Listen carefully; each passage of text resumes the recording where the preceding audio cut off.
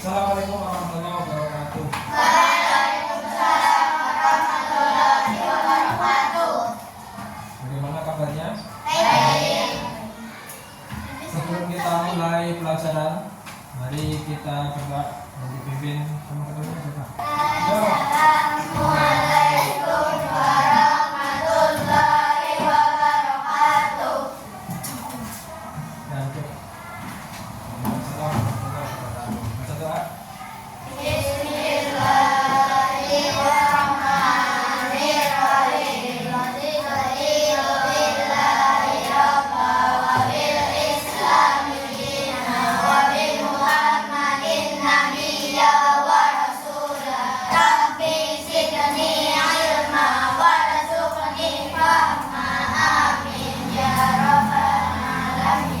Boleh dibuka hadisnya, nanti kita belajar bareng tentang hadis tentang silaturahim. Silaturahim tahu? Halaman Halaman kalau di punya saya itu halaman 148. Silaturahim. Tentunya sampean kalian semua itu sering bersilaturahim. Silaturahim itu gak harus di bulan Syawal ataupun Idul Fitri. Biasanya Idul Fitri kalian ke rumah saudara itu juga namanya silaturahim. Nah setiap hari misalkan kalian itu ke rumah teman main, itu juga bisa dikatakan silaturahim. Silaturahim itu artinya apa? Apa? Ada yang tahu? Secara bahasa silaturahmi itu terdapat dua kata, silah dengan rahim atau rahmi. Boleh. Ada yang silaturahim atau silaturahmi itu ada yang bingung. Boleh kedua-duanya. Boleh silaturahim, boleh silaturahmi. Boleh dua-duanya. Kalau silaturahmi itu sila itu namanya nyambung, sambung. Rahmi atau rahim itu persaudaraan. Rahmi itu persaudaraan. Kalau rahim itu berarti kasih sayang.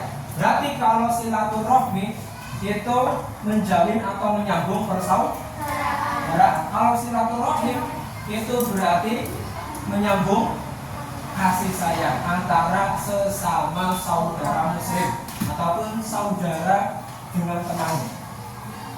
Nah, misalkan kalian itu kemarin saja pas Idul Fitri, tentunya kalian itu ke rumah tetangga.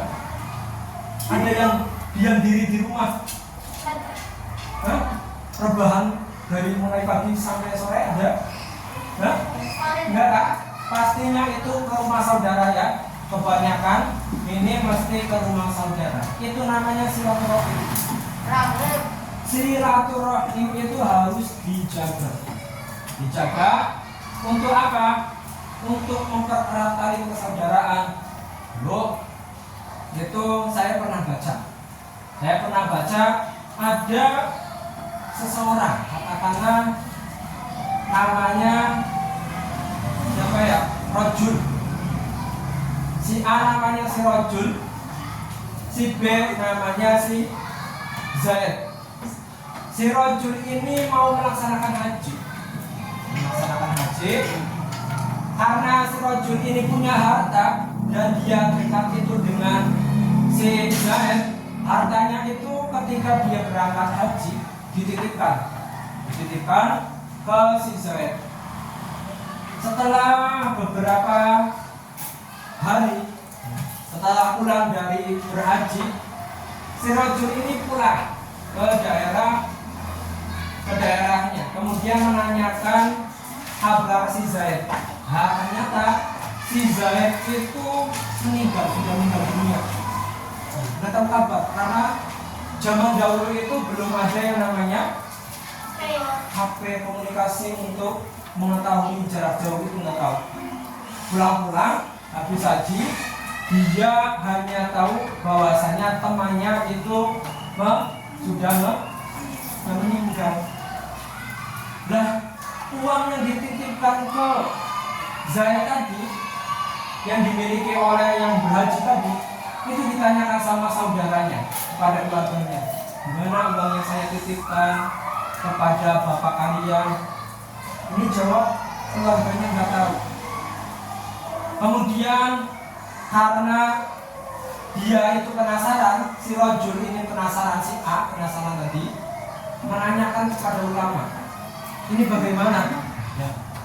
Uang saya dititipkan ke si Zaid, setelah saya haji itu nggak ada, sudah meninggal, dan keluarganya itu tidak tahu uang yang saya titipkan itu di mana.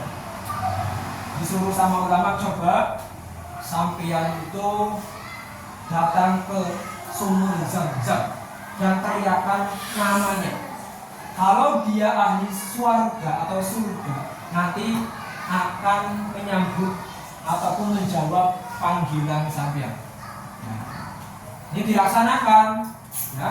Usulan daripada atau nasihat dari ulama tadi dilaksanakan oleh si rojul. Dia ke sumur Zam-Zam, teriakan nama Zaid. Oh enggak ada yang jawab. Berarti bukan ahli surga. Nah, kemudian ini penasaran, lah kok enggak ada yang jawab? Padahal selama berteman dengan Zaid yang sudah meninggal, ini Zaid itu dikenal sebagai orang yang baik, yang rajin ibadah. Kenapa kok dipanggil di sumur Zam-Zam yang katanya kalau menjawab itu ahli surga, malah dia menjawab jangan-jangan ini ahli neraka. Nah, kemudian ulama tadi orang yang berilmu.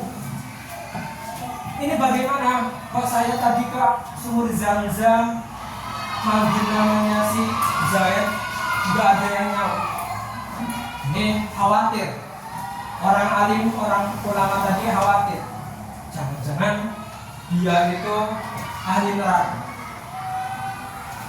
Ini disuruh coba datang ke negara Yaman. Di situ nanti ada sumber yang namanya Bahrut. Sumber Bahrut itu nanti di situ bisa tahu ketika di situ nanti meneriakkan namanya, itu nanti tahu dia ahli surga atau tidak, atau ahli neraka. Akhirnya di situ dia itu memanggil namanya. Habis memanggil namanya, dia nyawa. Lah, berarti dia itu ahli neraka. Ditanya akhirnya, kenapa kamu itu, katanya kamu itu, ya saya kenal kamu itu orang yang baik, tapi kok di sini kamu ahli neraka. Akhirnya si Zaid itu menjawab, saya punya saudara perempuan, ya, adik perempuan, tapi saya itu nggak senang, sehingga tali silaturahminya itu terputus, nggak senang, jadi nggak pernah main, nggak pernah saling menyapa dengan saudara perempuan. Akhirnya ini yang membuat orang tersebut itu masuk neraka. Nah, itu hikmah dibalik memutus silaturahmi. Nah, ada hadis berbunyi layat fulul jannah, khati'un. Tidaklah akan masuk surga orang yang memutus silaturahmi. Khati'un ay khati'ur rahim. Orang yang memutus silaturahim itu tidak akan masuk surga. Makanya mumpung kita berada di dunia ini, sebisa mungkin tetap menjaga silaturahim. Kalau masih kecil biasanya belum. Nah, nanti biasanya kalau sudah besar, saudara ibu, saudara bapak kan banyak ya. Nah, saudara ibu, saudara bapak itu kan banyak. Atau saudara sekandung misalkan kakaknya, makanya sudah menikah, kita silaturahim. Jangan ada yang namanya memutus silaturahim. Lalu daripada silaturahim ataupun hadis itu diriwayatkan oleh Anas. Rasulullah SAW qala man ahabba yusalahu fi rizqihi wa yusalahu fi atharihi falyasil rahimahu. Ada yang apa? Man ahabba ayyusalahu fi rizqihi wa yusalahu fi atharihi Faliyasin rohimahu. Ya kalau ngaji itu biasanya pesantren nih man utawi sopane wong lamun. Tahu nggak?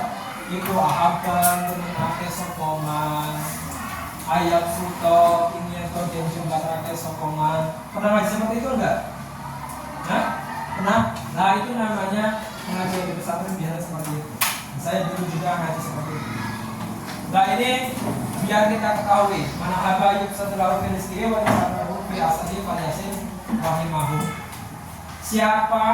Barang siapa yang pengen, barang siapa yang senang, ingin man ahabba ayyub satu. Barang siapa yang ingin dilapangkan, satu itu lapang, lahu kalimah. Barang siapa yang ingin dilapangkan rezeki dalam perihal rezekinya. Rezeki kan banyak. Ya rezeki itu bukan hanya uang, ada sehat. Ya, sehat itu rezeki dari Allah. Diberikan ilmu itu juga rezeki. Ya. Bisa makan hari ini, bisa minum, bisa berjalan ke sekolah itu juga bagian daripada rezeki. Barang siapa yang ingin rezekinya itu jembar ataupun dilapangkan rezekinya, ataupun wa sa'alahu fi asalihi, atau umurnya itu pengen dipanjangkan. Umur yang panjang di sini berarti umurnya itu umur yang berkah. Gimana? Umur yang berkah. Berkah itu umurnya yang dia gunakan selama hidup itu digunakan untuk yang bermanfaat untuk ibadah. Sholat, yang melakukan ibadah, yang lain itu adalah umur yang panjang, umur yang barokah. Ya. Maka Faliyasin rohimahu solusinya, Faliyasin rohimahu itu solusinya adalah dengan menyambung tali silaturahim, dengan saudaranya, tali silaturahim dengan tetangganya, tali silaturahim dengan sanak saudaranya. Ya. Pokoknya jangan sampai memutus silaturahim. Nah bagaimana sekarang misalkan saya saudaranya ada di Kalimantan, Ayo, masa mau ke Kalimantan hanya untuk bertamu saja? Padahal nggak punya uang misalkan, punya uangnya hanya 100.000, cukup nggak ke Kalimantan? Enggak kan? Hah? Cukup? Mau pakai sepeda, sampai berapa hari itu? Ya, nanti bisa kena sakit.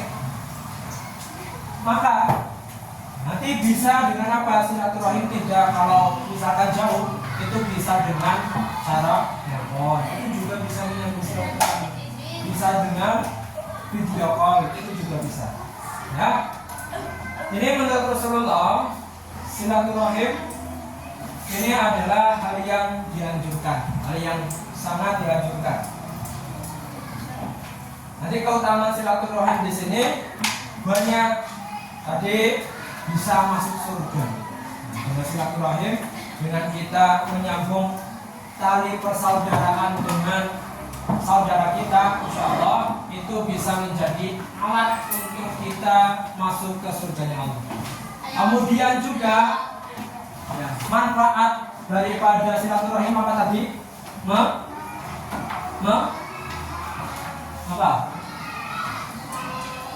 Apa? Rezekinya dilapangkan rezekinya. Tahu rezeki? Ya, misalkan orang yang sedang usaha, dilarang usahanya itu dipermudah. Kemudian umurnya diberi umur yang panjang. Ya. Itu ada lagi cerita. Ada seorang ulama. Ini ulamanya orang alim. Orang alim itu tahu didatangi sama malaikat.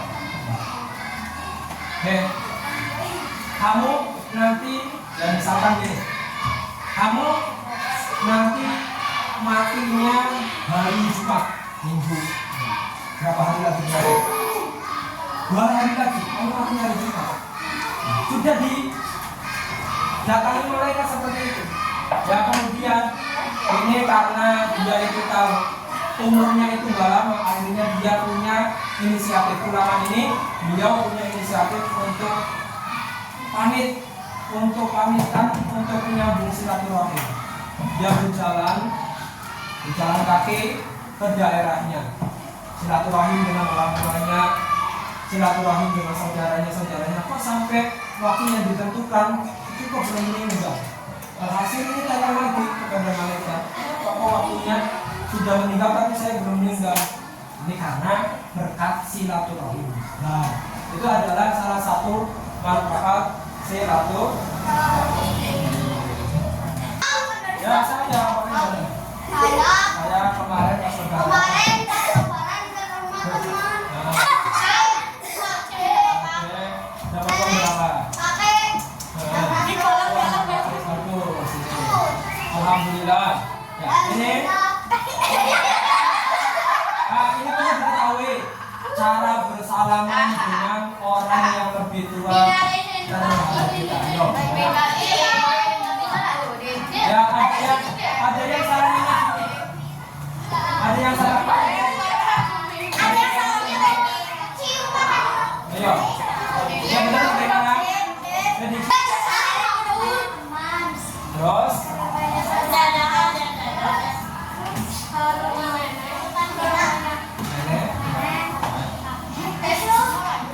dan dapat amplop berapa? Amplopnya dapat berapa? 1 juta ini dana setahun ya amplopnya. Ya, terima kasih teman-teman. Manfaat dari silaturahim itu apa saja? Dilapangkan deh, kemudian dipanjangkan bisa masuk surga. Itu. Kalian masuk surga semua? Nah, salah satunya itu dengan cara silaturahim. Silaturahim itu tadi banyak sekali dengan saudaranya, dengan temannya, ataupun dengan keluarga bapak. Dan untuk pertemuan kali ini itu kami cukup ya, dan untuk hadis silaturahim saya ulangi tadi dalilnya atau hadisnya man ahabba ayyub satalahu fi rizqihi wa yusalahu fi asarihi faliyasir rahimahu. Siapa yang pengen lapangkan rezekinya, dipanjangkan umurnya, maka hendaknya bersilaturahim.